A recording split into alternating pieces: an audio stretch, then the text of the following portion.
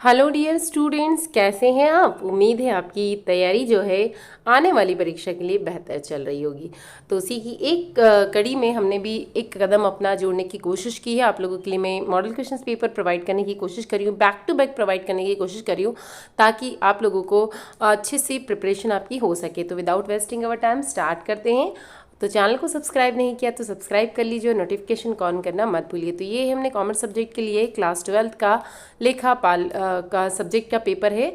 तो सबसे पहले हम देखते हैं इंस्ट्रक्शन। आप पॉज कीजिएगा, वीडियो रीड कर लीजिए। मैं फास्ट इसलिए ले रही हूँ कि आपको जहाँ पर भी डाउट है वीडियो को पॉज करके आराम से रीड कर लीजिए, वीडियो ज़्यादा लंबा नहीं होगा। ऑब्जेक्टिव से अ एवं ब बिना समझौते के एक फर्म के साझेदार है। ब को प्राप्त करने का अधिकार है। क्या प्राप्त करने का, कोई उसमें उन्होंने कोई ऐसा साझेदारी की है एक समझौता के थ्रू, तो उसमें बी को क्या अधिकार प्राप्त होता है, वेतन, पूंजी, कमीशन या फिर लाभ। फर्म के पुनर्गठन पर जिस साझेदार के लाभ का भाग पूर्व की तुलना में बढ़ जाता है उसे क्या कहा जाता है। प्रभावपूर्ण साझेदार, नफे वाला साझेदार, मुख्य साझेदार, त्याग करने वाला साझेदार। नंदू, चंदू और मंटू साझेदार हैं जो 5:2:2 के अनुपात में लाभ हानि बांटते हैं। मंटू की मृत्यु हो जाने पर नंदू 2/3 भाग और चंदू 1/3 भाग लेने को सहमत हैं। तो उनका नया अनुपात क्या होगा, 5:2, 8:7, 19:18 या 19:27। निम्नलिखित में से किसे वसूली खाते में अंतरित नहीं किया जा सकता। डूबत ऋण संचिति, वसूली व्यय, रोकड़ व बैंक शेष, विनियोग, उच्च वाचन कोष। अंशों के हरण पर जब्त की गई राशि किस खाते में हस्तांतरित की जाती है। अंश प्रीमियम खाते में, अंश हरण खाते में, अंश याचना खाते में, अंश आवेदन खाते में। प्रारंभिक व्यय चिट्ठे में निम्न शीर्षक के अधीन दर्शाया जाता है। ऋण एवं अग्रिम, संचयम आधिक्य, स्थायी संपत्तियां, अन्य व्यय। रिक्त स्थानों की पूर्ति कीजिए। परिवर्तनशील पूंजी पद्धति में पूंजी खातों का अंतिम शेष प्रतिवर्ष क्या रहता है। फर्म के लाभ में हिस्सा प्राप्त करने के लिए नए साझेदार द्वारा किसका भुगतान किया जाता है। संयुक्त जीवन पॉलिसी संचय किसकी प्रकृति का हिस्सा होता है। फ्रेंड्स, ये सारे जो वीडियोस मैं आपको प्रोवाइड कर रही हूँ आपके अपने चैनल दांगी एकेडमी के थ्रू प्रोवाइड कर रही हूँ। तो कोई भी डाउट है तो आप यहाँ पर मुझे @दांगी एकेडमी करके मैसेज कर सकते हैं। इसके बाद देख सकते हैं आप पूंजी का भाग जो केवल कंपनी के समापन के समय मांगा जाता है किस प्रकार की पूंजी कहलाती है। संयुक्त जीवन पॉलिसी संचय किस प्रकार की प्रकृति का होता है। वित्तीय विवरण के तथ्य क्या होते हैं। लेखांकन अनुपात तथ्यों की किस प्रकार के तथ्यों की अवहेलना करते हैं। इसके बाद है सही जोड़ी, साझेदारी संलेख, लिखित साझेदारी संलेख, ख्याति की राशि नगद लाना, संयुक्त जीवन बीमा पॉलिसी, कंपनी की आधारशिला, अति अभिदान, ऋण पत्रों के निर्गमन से प्राप्त राशि। इसके बाद है सत्य असत्य बताइए। साझेदार द्वारा फर्म की ओर से भुगतान करने पर उसकी क्षतिपूर्ति प्राप्त करने का अधिकार किसका होता है। पुनर्मूल्यांकन खाता संपत्ति के विक्रय पर बनाया जाता है। मृतक साझेदार के उत्तराधिकारी को साझेदार की मृत्यु तिथि तक लाभ में हिस्सा पाने का अधिकार है। अंशों की संपूर्ण राशि एक साथ प्राप्त की जा सकती है। नेक्स्ट, वाहक ऋण पत्र किसी भी व्यक्ति को हस्तांतरित किए जा सकते हैं। 6 है, कंपनी अधिनियम 2013 के अनुसार कंपनी का स्थिति विवरण केवल शीर्ष प्रारूप में ही बनाया जा सकता है। इसके बाद नेक्स्ट है, एक वाक्य में उत्तर दीजिए। एक फर्म के शुद्ध लाभ को बांटने के लिए कौन सा खाता तैयार किया जाता है। दायित्व का मूल्य कम होने पर इसे पुनर्मूल्यांकन खाते के किस पक्ष में लिखा जाएगा। वसूली खाता कब बनाया जाता है। ऋण पत्र जिसका भुगतान केवल कंपनी के समापन पर होता है क्या कहलाते हैं। आदर्श चालू अनुपात क्या है। ग्राहकों से प्राप्त रोकड़ कौन सी क्रियाओं का रोकड़ प्रवाह है। रोकड़ प्रवाह विवरण के संबंध में कौन सा लेखाकाल प्रमाप है। इसके बाद स्टार्ट हो जाते हैं क्वेश्चन आंसर 2 मार्क्स के। साझेदारी अधिनियम 1932 के अनुसार साझेदारी की परिभाषा बतानी, या फिर एक फर्म में साझेदारों की न्यूनतम एवं अधिकतम सदस्य सीमा बताइए। औसत लाभ से आप क्या समझते हैं। ख्याति से क्या आशय है। साझेदारी की फर्म से निवृत्ति से क्या आशय है। यानी आपको डेफिनेशन अच्छे से रेडी कर लेनी है यहाँ पर। मृत साझेदार के प्रतिनिधि से क्या आशय है। आकस्मिक समापन से क्या आशय है। इसके बाद आता है कंपनी विधान द्वारा निर्मित एक कृत्रिम व्यक्ति है, समझाइए। अंश हरण से क्या आशय है। नेक्स्ट, ऋण पत्र धारी की वैधानिक स्थिति समझाइए।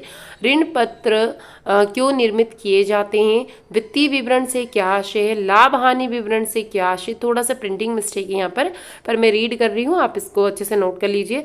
संचालन अनुपात की गणना कीजिए। संचालन व्यय ऑपरेटिंग एक्सपेंसेस क्या इसमें दिए हुए हैं, एक एक चीज़ें आपको वैल्यू दी हुई है, उसके आधार पर कैलकुलेशन करना है। विक्रय दिया है, विक्रय वापसी दी है, अथवा एक कंपनी का चालू अनुपात 3:2 है और तरल अनुपात 6:5 है।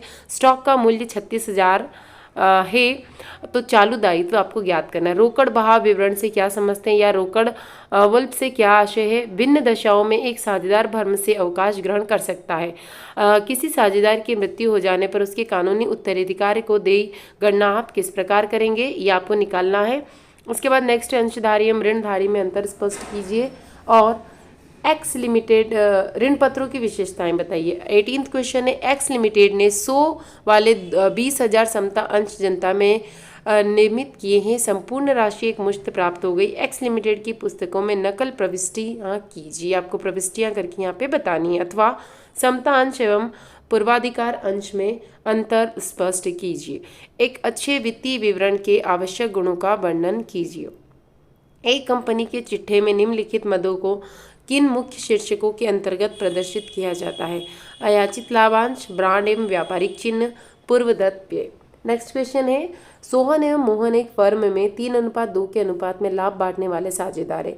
31 दिसंबर 2023 को लाभ एवं आहरण का समायोजन करने के बाद उनकी पूंजी क्रमशः 60,000 और 50,000 थी।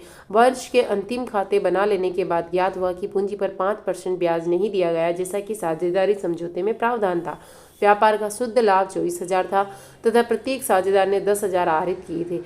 अस्तारित चिट्ठे को बदलने के बजाय एक समायोजन प्रविष्टि द्वारा यह मामला तय करने का निश्चित किया गया है। समायोजन प्रविष्टि आपको बतानी है कि किसको कितना यहाँ पर जो टैक्स है वो यहाँ पर देना होगा। इसके अलावा दूसरा क्वेश्चन है, अ और ब एक फर्म में साझेदार है।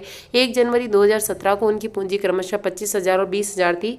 उन्हें पूंजी पर 8% वार्षिक ब्याज दर से ब्याज दिया जाता है और उनके आहरणों पर 12% वार्षिक ब्याज लगाया जाता है। आ ने 1 जुलाई 2017 को 10,000 6% वार्षिक दर पर फर्म को ऋण दिया।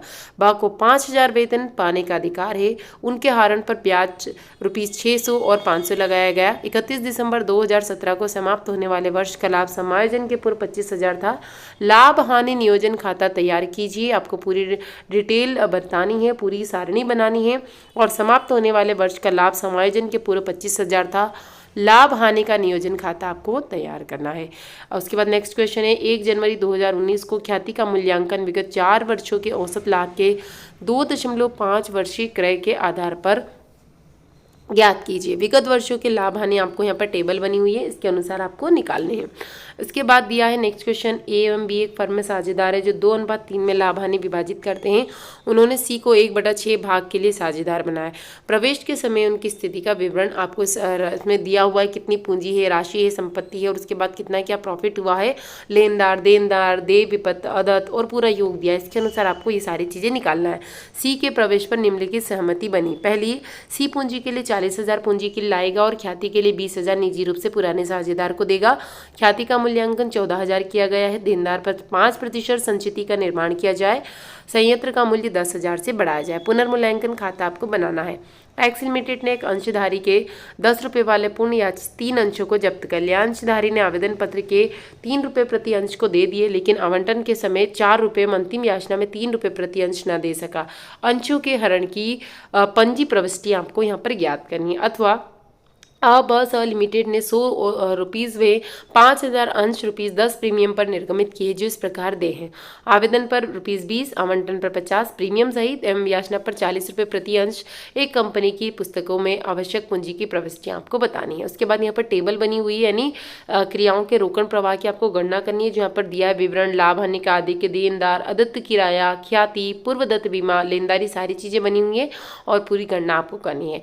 और ये लास्ट क्वेश्चन है, इसमें और 4 में भी सेम वैसे ही रोकड़ प्रवाह विवरण बनाना है, जिसमें प्रारंभिक रोकड़ शेष दिया है, अंतिम रोकड़ शेष, देनदार में कितनी कमी हुई है, लेनदारों में वृद्धि कितनी हुई है, स्थायी संपत्तियों का ऋण पत्र का संशोधन, वर्ष का शुद्ध लाभ। तो स्टूडेंट्स, मैं आपको कोशिश कर रही हूँ कि सारे सब्जेक्ट के वीडियो प्रोवाइड करूँ, तो इसको प्रैक्टिस कीजिए और अच्छे से अच्छा स्कोर कीजिए। Thank you.